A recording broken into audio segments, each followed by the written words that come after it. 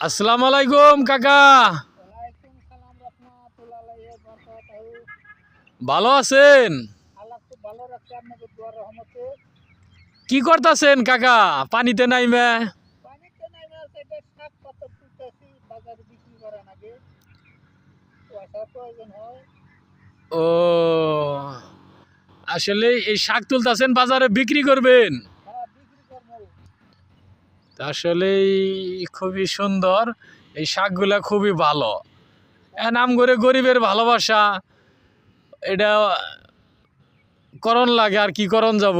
আর না, আল্লাহ মালিক কবার তকদিরে লেখা রাখছাল। নিরুপায় এই কাজই করে তো চেষ্টা করি কোনো কাজ একটা আমার কাজ নাই, শাক পাতা তুলি চকে আবার সময় কাটাই দিই।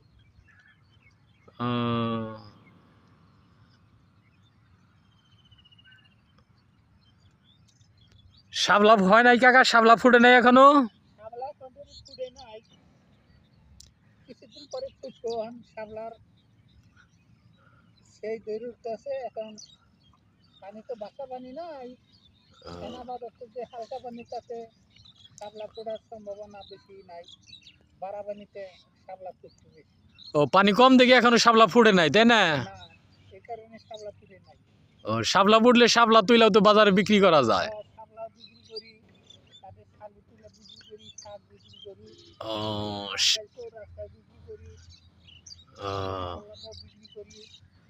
সব ও, দিকেই চলে এটা, সবাই কম বেশি খায়, সেই কারণে পরিশ্রম করে উড়ে উড়ে নিয়ে বাজারে নিয়ে দিই। ও। এখানে মনে করেন যে অনেক লোক আছে তারা অলসিত লোক, তারা তো উড়ে এনে খাবো না, পয়সা গুলো কিনেই খাবো নিয়ে। হ্যাঁ। তো খুবই সুন্দর কাকা, আসলে আপনি এত পরিশ্রম করে পানির মধ্যে নাইমে বৃদ্ধ বয়সে শাক পাতর তুইলে বাজারে বিক্রি করেন। তো অনেক অনেক ধন্যবাদ। আল্লাহর কাছে দোয়া করি আল্লাহ যেন আপনাকে বাকিটা জীবন সুখে শান্তিতে রাখে। আপনাদের দোয়ার রহমতে যদি আল্লাহ সবারই ভালো রাখুক, আপনারা সবাই ভালো থাকেন, দেশবাসী ভালো থাকুক, এটাই সবার জন্য দোয়া কামনা করি।